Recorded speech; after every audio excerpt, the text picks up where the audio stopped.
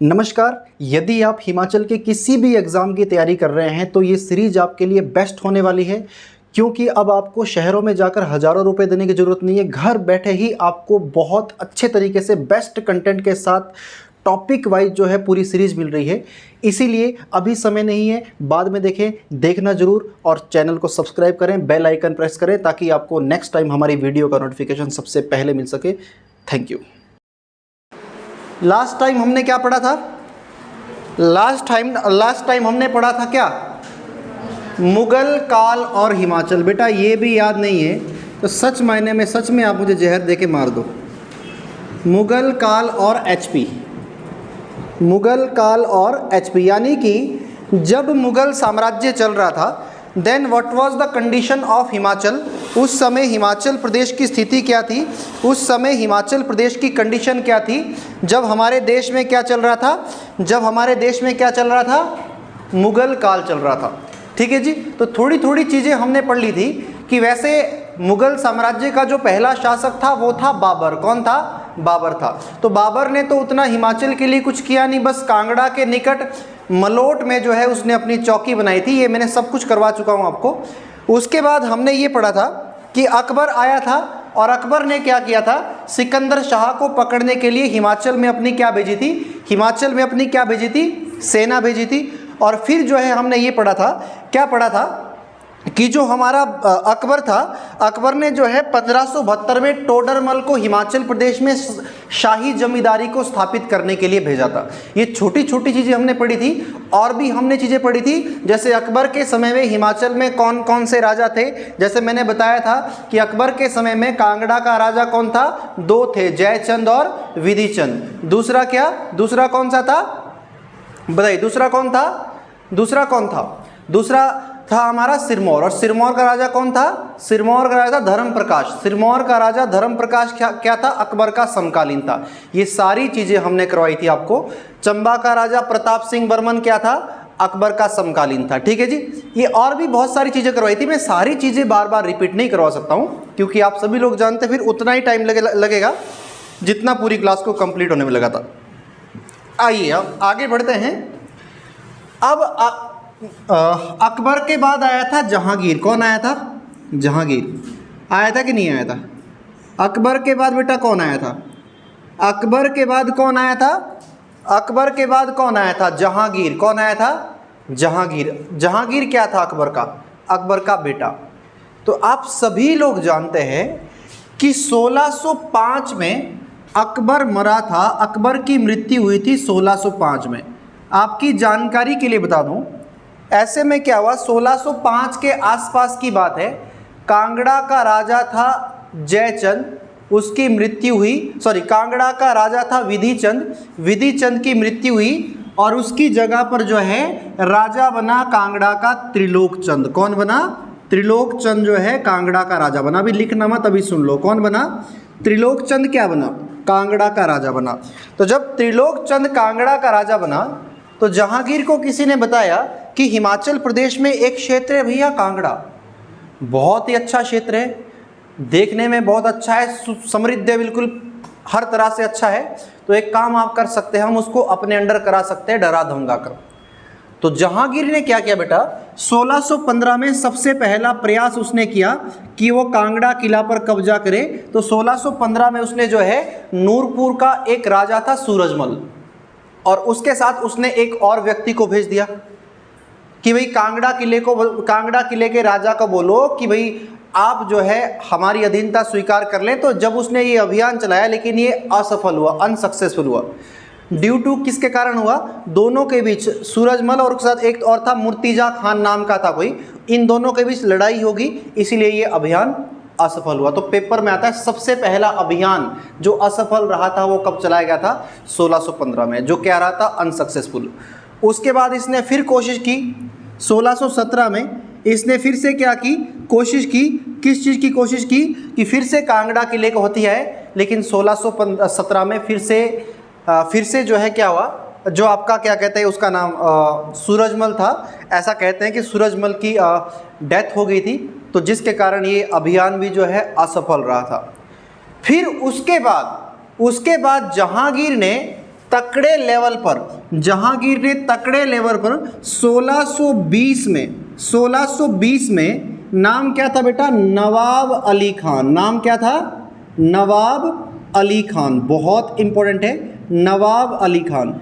इस नवाब अली खान के नेतृत्व में 1620 में जहांगीर ने क्या कर दिया? कांगड़ा किले पर क्या कर दिया? कब्जा कर दिया। यानी कि 1620 में जब नवाब अली खान ने कांगड़ा किले पर कब्जा किया तो डर के मारे जो है उनको जो है अधीनता स्वीकार करनी पड़ी। किसकी? मुगलों की अधीनता। यानी कि 1620 में कांगड़ा किला मुगलों के अधीन आया था। तो अगर आपसे पूछ लेंगे कांगड़ा किला मुगलों के अधीन कब आया था, तो कांगड़ा किला मुगलों के अधीन कब आया था? 1620 में। कब आया था? किसके नेतृत्व में? नवाब अली खान। कांगड़ा किले पर मुगलों का कब्जा कब तक रहा था? तो कांगड़ा किले पर मुगलों का कब्जा कब तक रहा था बेटा? 1783 तक कांगड़ा किले पर मुगलों का कब्जा रहा था। किसका कब्जा रहा था? मुगलों का कब्जा रहा था। तो फटाफट से अपने वाले लिखेंगे, लिखो जरा, क्या लिखेंगे? 1615 में जहांगीर ने कांगड़ा किले पर कब्जा करने के लिए सूरजमल को भेजा, नूरपुर के राजा सूरजमल को भेजा। थोड़ी सी स्पीड बढ़ाएंगे बेटा, स्पीड बढ़ाने में नंबर 1 होने चाहिए आप लोग, ठीक है जी। किसको भेजा बताइए जी? सूरजमल को भेजा। और लिखो जरा, परंतु यह अभियान असफल रहा। लिख लिया जी। 1617 में जहांगीर ने दूसरी बार कांगड़ा विजय अभियान चलाया, ये भी असफल रहा। 1617 में दूसरी बार जहांगीर ने कांगड़ा विजय अभियान चलाया, ये भी असफल रहा। अब असफल रहा तो हम क्या करें भाई? हम तो इसमें कुछ नहीं कर सकते हैं, ये तो आपकी गलती है। समझ रहे हो? बताइए जी। उसके बाद आगे बढ़े। 1620 में जहांगीर ने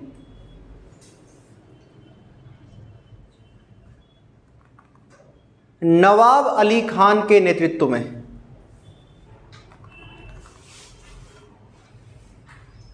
कांगड़ा किले को अपने अधीन कर लिया। कांगड़ा किले को अपने अधीन कर लिया।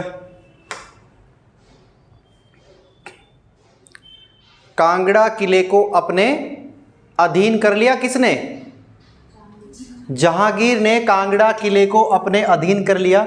1783 तक कांगड़ा किला मुगलों के कब्जे में रहा। 1783 तक कांगड़ा किला मुगलों के क्या रहा? मुगलों के कब्जे में रहा। किसके कब्जे में रहा? मुगल कौन है? आप में से कोई होगा भाई, ठीक है?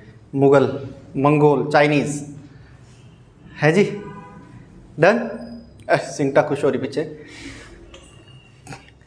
आइए आगे बढ़ते हैं। मुगलों का नाम सुन के खुश हुई, ठीक है जी। आगे बढ़े। अब हुआ ये बेटा, क्योंकि जहांगीर ने तारीफ सुनी थी कांगड़ा की, तो 1622 में जहांगीर कहाँ आ गया बेटा? 1622 में जहांगीर खुद कांगड़ा के क्षेत्रों में आ गया। कांगड़ा के क्षेत्रों में घुमाओ, समझ रहे हो? कांगड़ा के क्षेत्रों में क्या हुआ? घुमाओ। तो उसने देखा, जब वापसी कांगड़ा से वो चल रहा था, देखो पहली बात तो ये, जब वो कांगड़ा के क्षेत्र में घूमा तो उसने क्या किया? कांगड़ा किले में एक दरवाज़ा है, ठीक है जी।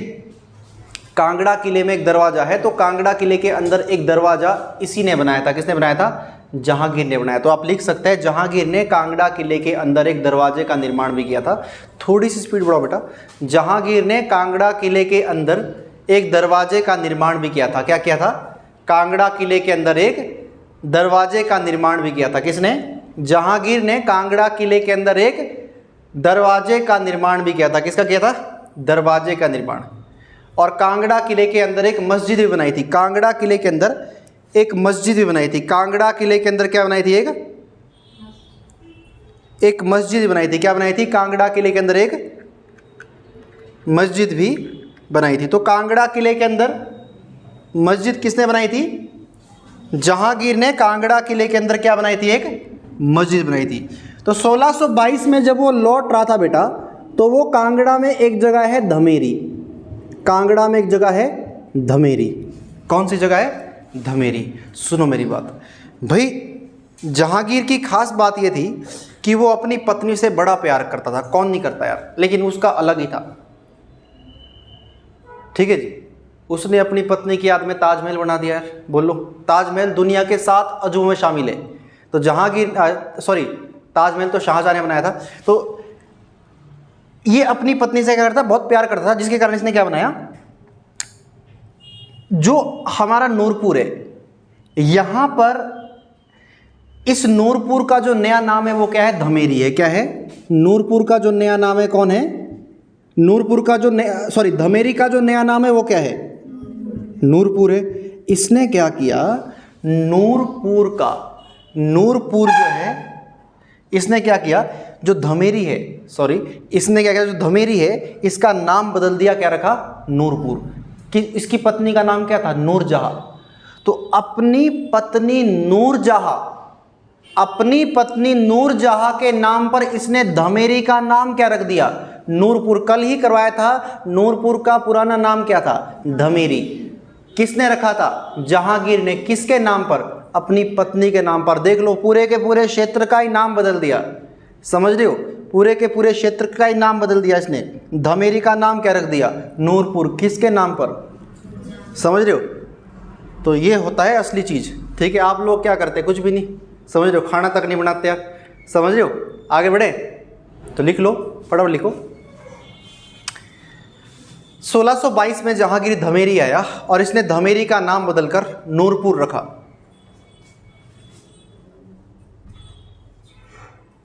लिख लिया भाई? बताइए जी, लिख लिया? भाई जहांगीर के समय में एक घटना हुई थी बेटा। जहांगीर के समय में एक घटना हुई थी, बहुत इंपॉर्टेंट है। लिखो जरा, जहांगीर के समय में ही, HS का सवाल है ये। जहांगीर के समय में ही नूरपुर के राजा जगत सिंह, नूरपुर के राजा जगत सिंह और चंबा के राजा जनार्दन, चंबा के राजा जनार्दन के बीच ढलोक का युद्ध हुआ था। कौन सा युद्ध हुआ था? ढलोक का युद्ध। ये एक बार नहीं, हजारों बार पेपर में आ चुका है बेटा कि ढलोक का युद्ध किस किस के बीच हुआ था। तो ये हुआ था जगत सिंह और चंबा के राजा जनार्दन के बीच, जिसमें कि चंबा का राजा जनार्दन जो है वो हार गया था। हार क्या गया था बेचारा, मर भी गया था तो। ठीक है, लिख लिया जी? ये छोटी छोटी चीज़ें हैं जो आपके पेपरों में आती है, और यही वो चीज़ें हैं जो आपको एक दिन एक्सट्रीम लेवल की सिलेक्शन तक ले जाएगी। समझ रहे हो? बताइए जी, बताइए जी। डन? क्या आपको ये बातें समझ आई? ये बातें आपको पता होनी चाहिए बेटा। क्या बोला मैंने आपको? क्या बोला मैंने आपको? आपको मैंने ये कहा कि ढलोक का युद्ध किस किस के बीच हुआ था? जगत सिंह और जनार्दन के बीच ढलोक का युद्ध हुआ था। अच्छा, जहांगीर के बाद कौन आया था बेटा? शाहजहां। तो शाहजहां ने भी कांगड़ा किले पर बेटा कब्जा ही किया था। खैर, शाहजहां के बाद वाले राजाओं ने भी कांगड़ा किले पर कब्जा किया था, लेकिन जब शाहजहां आया तो ज़्यादा कुछ नहीं किया बेटा शाहजहां ने। ऐसा कहते हैं, सिंपल सा आपने याद रखना है, शाहजहां के समय में कांगड़ा किले का किलेदार, शाहजहां के समय में कांगड़ा किले का किलेदार कौन था? नवाब कोच कुली खान। नवाब कोच कुली खान। शाहजहां के समय में कांगड़ा किले का किलेदार कौन था? नवाब कोच कुली खान। एक बार नहीं, दो बार नहीं, सैकड़ों बार पेपर में आ चुका है। शाहजहां के समय कांगड़ा किले का किलेदार कौन था? नवाब कोच कुली खान। कितने समय तक रहा था मेरे प्यारे बच्चे? ये रहा था पूरे 17 साल तक। कितने साल तक रहा था? पूरे 17 साल तक रहा था। कितने साल तक? पूरे 17 साल तक। पेपर में आता है जब ये मरा था तो इसको कौन सी नदी के किनारे दफनाया गया था? तो वेरी वेरी इंपॉर्टेंट, आप लिख सकते हैं इसे बाणगंगा नदी के किनारे दफनाया गया था। किस नदी के किनारे? इसे बाणगंगा नदी के किनारे दफनाया गया था। ये चीज़ें आपको पता होनी चाहिए बेटा, पेपरों में आती है तो करनी पड़ेगी। अब पेपरों में आएगी तो बिल्कुल करनी पड़ेगी, 100% करनी पड़ेगी आपको, क्योंकि बहुत इंपॉर्टेंट है ये आपके एग्ज़ाम के लिए। डन? बताइए जी, कोई दिक्कत परेशानी आपको यहाँ तक? कोई दिक्कत परेशानी नहीं आपको यहाँ तक? आगे बढ़ें? आगे बढ़ें? आगे बढ़ते हैं बेटा। अच्छा, बाणगंगा किसकी सहायक नदी है? ब्यास की सहायक नदी है, पता है ना आपको, मैं पहले भी आपको करवा चुका हूँ। फिर शाहजहाँ तो खैर चलता रहा हमारे हिमाचल में, इतना कुछ इसका इफेक्ट नहीं पड़ा। उसके बाद आया था औरंगजेब। कौन आया था?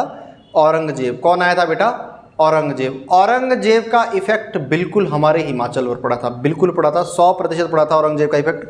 क्या पड़ा था? देखिए भाई, औरंगजेब की अगर हम बात करें, औरंगजेब की अगर हम बात करें तो आपको पता होना चाहिए, आपको पता होना चाहिए, क्या पता होना चाहिए कि जो औरंगजेब था, जो आपका औरंगजेब था, इसने क्या किया?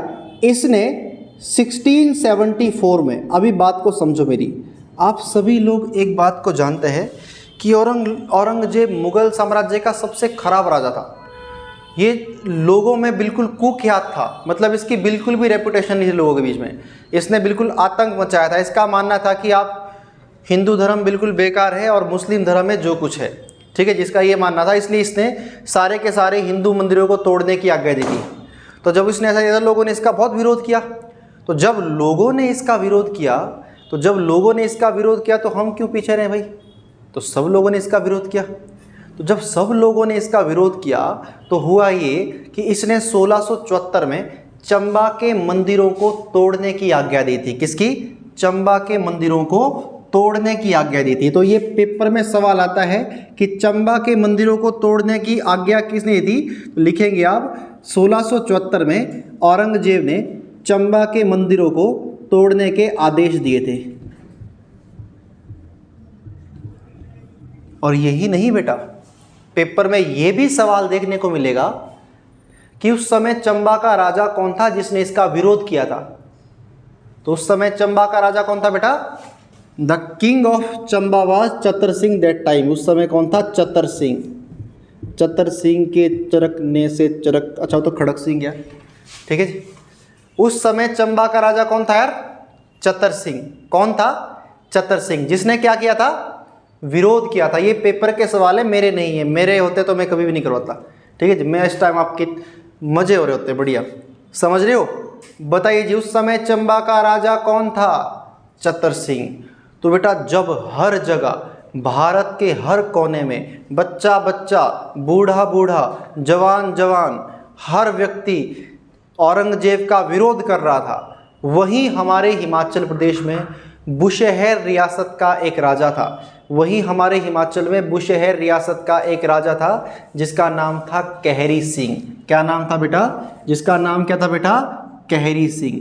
भाई ये जो कहरी सिंह था, सारी दुनिया जो है विरोध कर रही थी औरंगजेब का, और इस व्यक्ति का अपनी ही डफली और अपना ही राग चल रहा था। ये कह रहा था कि कोई बात नहीं औरंगजेब, दुनिया तेरा विरोध कर रही है, मैं तेरे साथ हूँ। हिमाचल का हर राजा इसका विरोध कर रहा था, और ये साला क्या कर रहा था? औरंगजेब की क्या कर रहा था? सहायता कर रहा था। तो औरंगजेब खुश हुआ, वाह यार, मेरा साथ देने वाला एकमात्र व्यक्ति हिमाचल में, जिसका नाम क्या है? कहरी सिंह। अब औरंगजेब तो दिल्ली का राजा था, और दिल्ली का राजा मतलब भारत का राजा। मैं बार बार बोल रहा हूँ, जिसने दिल्ली पर राज किया उस समय वो भारत पर राज कर रहा था, समझ रहे हो? तो मैं ये कहना चाह रहा हूँ कि अब दिल्ली के राजा का सब लोगों ने विरोध किया तो कहरी सिंह ने समर्थन किया। तो वही एकमात्र राजा जिसने समर्थन किया, तो औरंगजेब ने कहा कि यही है हिमाचल का छत्रपति, यही है क्या? हिमाचल प्रदेश का छत्रपति। तो औरंगजेब ने कहरी सिंह को छत्रपति की उपाधि दी थी। ये पेपर का सवाल है, मेरा नहीं है, लिख लो। औरंगजेब ने कहरी सिंह को छत्रपति की उपाधि दी थी। एक बार नहीं, दो बार नहीं, हजारों बार पेपर में आ चुका है छत्रपति की उपाधि। तो अगर आपके लिए कल के लिए बेटा पेपर में सवाल आएगा कि किसने औरंगजेब को छत्रपति का खिताब दिया, किसने औरंगजेब ने किसको छत्रपति का खिताब दिया, तो औरंगजेब ने चंबा के बुशहर रियासत के राजा कहरी सिंह, बुशहर रियासत कहाँ पर है, शिमला में बेटा, ठीक है जी।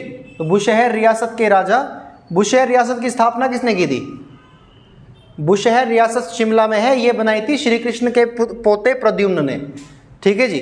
प्रद्युम्न था या क्या था, उसके पोते का नाम था प्रद्युम्न या बेटे का नाम था प्रद्युम्न, बेटे का, फिर पोते का नाम क्या था, पोते का नाम था प्रद्युम्न बेटा, ठीक है, पोते का नाम था प्रद्युम्न।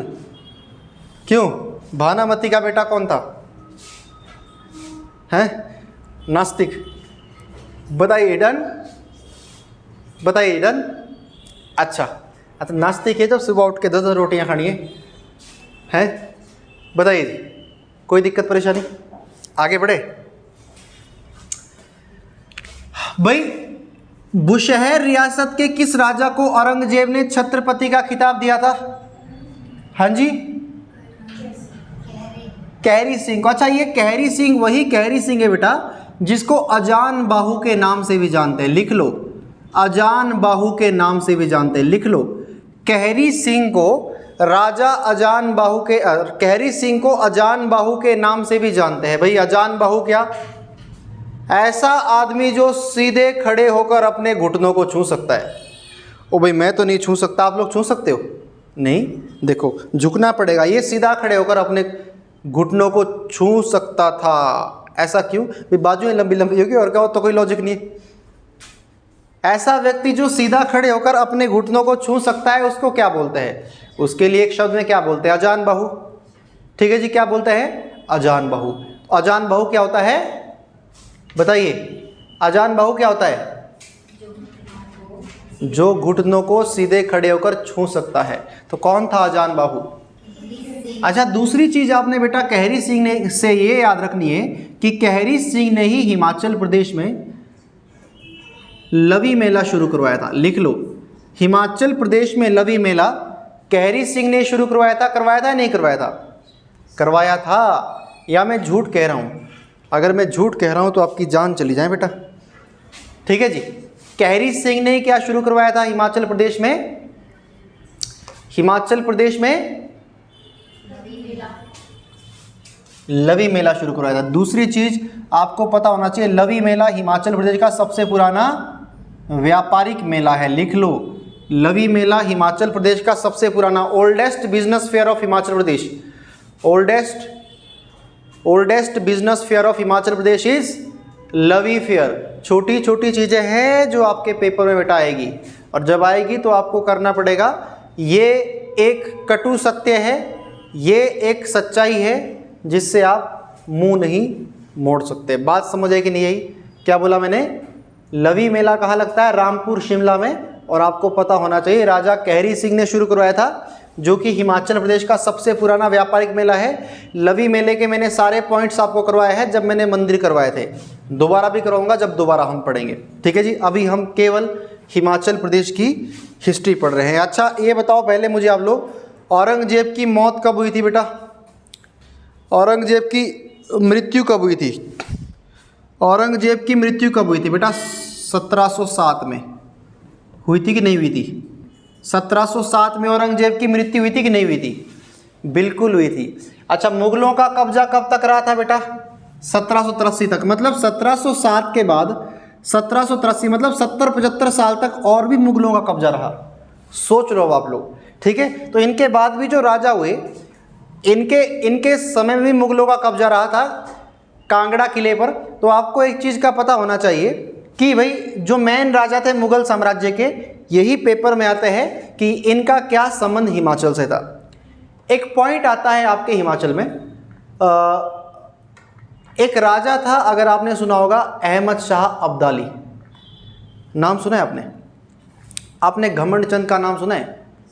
बिलासपुर रियासत की स्थापना किसने की थी, बिलासपुर रियासत बनाई थी घमंड चंद ने, ठीक है। तो एक राजा था अहमद शाह अब्दाली। आपको पता है कि तीसरा पानीपत का तीसरा लड़ाई किस किस के बीच हुई थी? अहमद शाह अब्दाली और मराठों के बीच, पता है आपको? तो अहमद शाह अब्दाली नाम का एक राजा था, कुछ लोग दुर्रानी भी बोलते हैं, अहमद शाह दुर्रानी।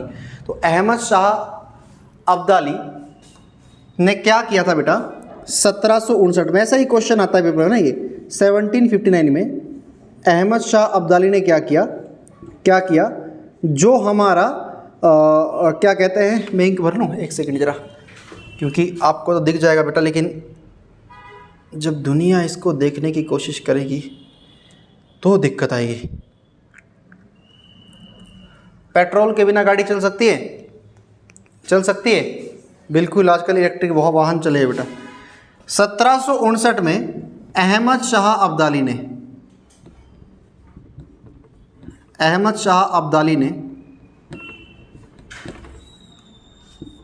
किसको? घमंड चंद को जालंधर कहाँ पर है बेटा? जालंधर कहाँ पर है मेरे प्यारे बच्चे? त्रिगर्त रियासत जो है दो भागों में बटी हुई थी। जो त्रिगर्त रियासत है, मैं बताना भूल गया था, वो दो भागों में बटा हुआ था। मैदानी भाग को जालंधर और पहाड़ी भाग को बोलते थे नगरकोट। समझ रहे हो? तो पहले जालंधर हिमाचल का ही पार्ट था, ये बात आपको माननी पड़ेगी, ठीक है?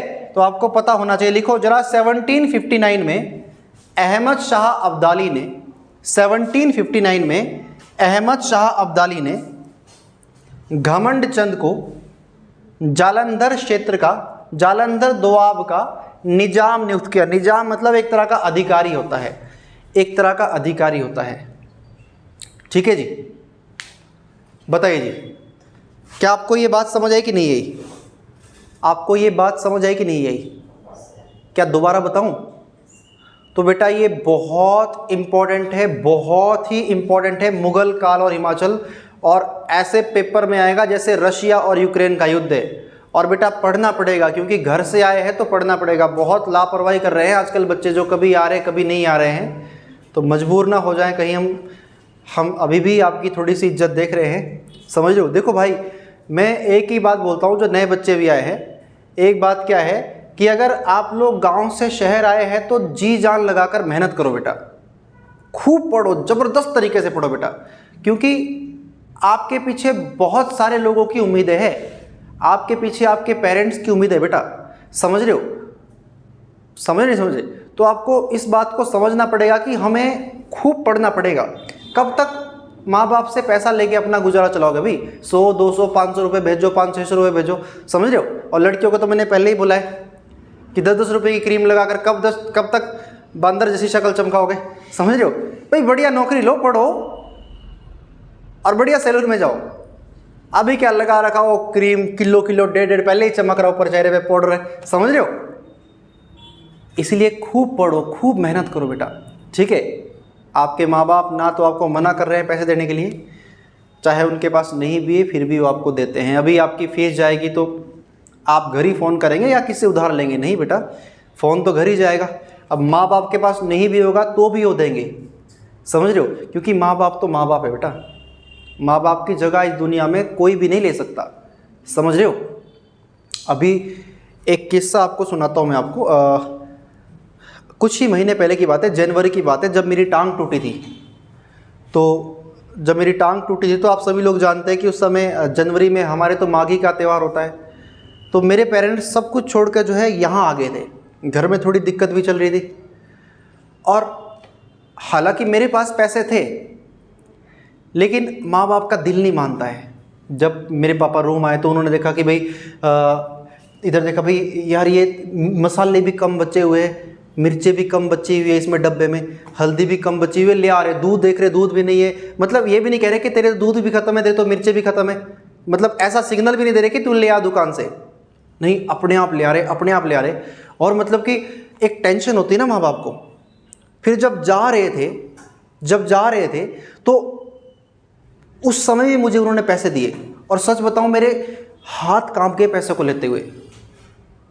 बेशक मेरे पास पैसे थे, फिर भी उन्होंने मुझे पैसे दिए। ऐसे मतलब पैसे लेते हुए मेरे हाथ कांप रहे थे, क्योंकि यार इस 25 साल की उम्र में भी अगर आप माँ बाप से पैसे मांग रहे हो तो ऐसे ज़िंदगी भर तो लानत है एक तरह से आपके ऊपर। समझ रहे हो कि माँ बाप कर कैसे रहे हैं, किस तरह से कर रहे हैं। और हम, ये ऐसी उम्र है कि माँ बाप को पैसे उल्टे देने चाहिए और हमें उल्टे लेने पड़ रहे हैं, तो मतलब ये तो एक तरह से शर्म की बात है। मैंने तुरंत ट्रांसफ़र कर दिया वापस उनके अकाउंट में, वो मान ही नहीं रहे थे। समझ रहे हो? तो कहने का मतलब क्या, ये सोच बेटा हर बच्चे को रखनी चाहिए, सोचना चाहिए। आपको अपने माँ बाप के बारे में सोचना चाहिए कि भाई, आप सभी लोग जानते हैं कि जब डिपू का राशन आता है तो आपके पेरेंट्स क्या करते हैं, आधे से ज़्यादा तो आपको ही भिजवा देते हैं नहाने। भिजवाते कि नहीं भिजवाते कि हमारे बच्चे हैं, पढ़ रहे होंगे, तेरे पास ये भी नहीं है, ये भी नहीं है। कुछ लोगों के पेरेंट्स तो मतलब कि थोड़ी सी मिर्चें भी होगी ना घर में बची हुई, तो वो भी थैली में डाल के 5-6 मिर्चें की कोई बात नहीं, खा लेगा। चटनी होगी जो भी डाल देंगे। मेरे तो ऐसे ही करते भाई, आपके कैसे करते हो? जबकि उनको पता है कि मैं भाई चलो कमा रहा हूँ, अपना कर रहा हूँ, लेकिन फिर भी माँ बाप का दिल नहीं मानता। और अगर हम यहाँ रहकर माँ बाप को धोखा देंगे तो हम किसको धोखा दे रहे हैं बेटा? हम खुद को धोखा दे रहे हैं। और जब तक हम खुद को धोखा दे रहे हैं तब तक हम लोग धोखे में है। ये बात आपको माननी पड़ेगी। समझ रहे हो? इसीलिए खूब पढ़ाई करो, ज़बरदस्त पढ़ाई करो, खूब पढ़ाई करो जी जान लगा के। हमेशा याद रखना बेटा, जो किताबों की ओर झुके हुए सिर होते हैं वो हमेशा ज़िंदगी भर उठे रहते हैं। और अभी अगर आप लोग मस्ती में ना, ज़िंदगी भर आपको भटकना पड़ेगा। ये बात 100% सही है। इसीलिए अभी पढ़ो, यही वक्त है। 25 साल की उम्र तक का जो वक्त है, 26 साल की उम्र तक का वक्त है, इसी टाइम आपके पास फुल एनर्जी है पढ़ने की। उसके बाद आपके ऊपर जिम्मेवारी आनी शुरू हो जाएगी। आपके घर वाले बोलना शुरू कर देंगे, हाँ भाई इतने साल हो गए तुझे, क्या कर रही है, क्या कर रहा है? समझ रहे हो? टेस्ट क्यों नहीं निकल रहे? अभी तो आपको पढ़ा रहे ना, आप पढ़ने थोड़े साल, 2-3 साल और आपको सुनने में आ जाएंगे, हाँ भाई ऐसा भी क्या पढ़ रहे दुनिया में, और भी बच्चे पढ़ रहे, सिलेक्ट हो रहे हैं, तेरा क्यों नहीं सिलेक्शन हो रहा है भाई? तो इसीलिए ये सारी चीज़ें ना सुननी पड़े आपको, खूब मेहनत करो बेटा, अपनी तरफ से इतनी मेहनत करो, इतनी मेहनत करो कि कल के लिए ये दिल में ना रहे कि हमने मेहनत नहीं की थी इसलिए हमारा सिलेक्शन नहीं हुआ। ठीक है? लड़कियों, हमेशा एक बात बेटा मेरी याद रखना, कोई भी आपकी सुंदरता नहीं देखेगा। सुंदरता देखी जाती है अभी, समझ रहे हो? एक समय आएगा जब आपके गुण देखे जाएंगे, आपके संस्कार देखे जाएंगे कि आप करते क्या हो, आपका लहजा क्या हो। समझ रहे हो? तो ये सारी चीज़ें आपने ध्यान रखनी है लड़कियों, और खूब मेहनत करो बेटा। ठीक है? अभी तो आपकी उम्र ही कुछ नहीं है, लेकिन उम्र जाते हुए देर नहीं लगती। इस साल मुझे पता ही नहीं चला कि 2025 कब गया। 4 महीने सारे बचे, आपको चला पता? नहीं चला। ऐसे ही बीतता है बेटा समय। समझ रहे हो? आपने कितने, आप लोग देखो ना यार, 30 दिन महीने में सारे होते हैं, 30 दिन में से 4 संडे आते हैं। 4 संडों में से हर सप्ताह में क्या 2 दिन आपका एब्सेंट के चला जाता है, बच्चे 17-18 दिन। महीने में 17-18 दिन आप सारे पढ़ रहे हो, फिर सोच रहे सिलेक्शन हो जाएगी। और बहुत सारे लोग तो ऐसे होते हैं, बहुत सारे लोग ऐसे होते हैं, जब पेपर की नोटिफिकेशन आएगी तब पढ़ना शुरू करेंगे सीरियसली, कि भाई पटवारी की नोटिफिकेशन आ गई, पुलिस की नोटिफिकेशन आ गई, और पढ़ना शुरू करेंगे। अरे मेरे भाई, 12 महीने में आप लोगों ने केवल 3 महीने पढ़ा, 9 महीने तुम लोगों ने मस्ती हमारी, और फिर तुम लोग सोच रहे कि तुम्हारा पेपर निकलेगा। कम से कम ये तो देखो कि तुम्हारी पढ़ाई का स्तर क्या है, तुम्हारी पढ़ाई का लेवल क्या है। वो बच्चा जो पिछले 10 साल से या पिछले 6 साल से 7 साल से बहुत ज़बरदस्त तरीके तैयारी कर रहा है, उसको तुम ये सोच रहे कि तुम लोग 3 महीने में क्या कर देंगे, डिफीट कर देंगे, जो कि इम्पॉसिबल है। ये हमारे मन का भ्रम होता है। मैंने आपको पहले ही बता रखा है कि एग्ज़ाम में तैयारी कर रहा हर बच्चा यही सोचता है कि मेरा पेपर निकल जाएगा, मेरा पेपर निकल जाएगा, जो कि मिथ है। पेपर उसी का निकलेगा जिसने जी जान लगा के पढ़ाई की है बेटा। समझ रहे हो? इसीलिए ये मत सोचो कि पेपर नोटिफिकेशन आ रही है, हमारा पेपर निकल जाएगा, वेट करे, वेट दुनिया कर रही है। आप वेट के साथ साथ आप प्रैक्टिस करो, खूब पढ़ाई करो, ज़बरदस्त तरीके से पढ़ाई करो। ठीक है? अभी आपको नहीं लग रहा है, अभी आपको लग रहा है कि नहीं अभी तो हमारे पास उम्र है, समय है, इस साल नहीं निकलेगा, इस साल निकलेगा। आपको पता है हिमाचल सरकार में कितनी लेट वैकेंसी आती है? बहुत लेट वैकेंसी आती है बेटा हिमाचल सरकार में। तो हिमाचल में अगर लेट वैकेंसी आई तो अभी वैकेंसी आई, अगर इस साल वैकेंसी आई तो ये मत सोचना कि 2027 तक वैकेंसी आएगी, और उसके बाद फिर आपका ब्याह भी हो जाएगा। समझ रहे हो? और ब्याह के बाद तो आपकी सासू माता आपको कैसे पढ़ने देगी ये तो हमको नहीं पता भैया। समझ रहे हो? समझ रहे हो? इसीलिए खूब पढ़ो। मैं आपको बहुत तसल्ली से पढ़ाता हूँ। अगर अब भी अगर आप नहीं पढ़ेंगे बेटा तो आप इसमें मेरा कोई भी दोष नहीं है, समझ रहे हो। मैं आपको बहुत ही आसान तरीके से छोटी छोटी चीज़ें लेकर जो है आपको उस लेवल तक ले जाता हूं जो कि एग्ज़ाम के लिए बहुत ही ज़्यादा सफिशिएंट है। अगर आप फिर भी नहीं पढ़ रहे हैं बेटा तो फिर बहुत गलत हो रहा है ये, समझ रहे हो।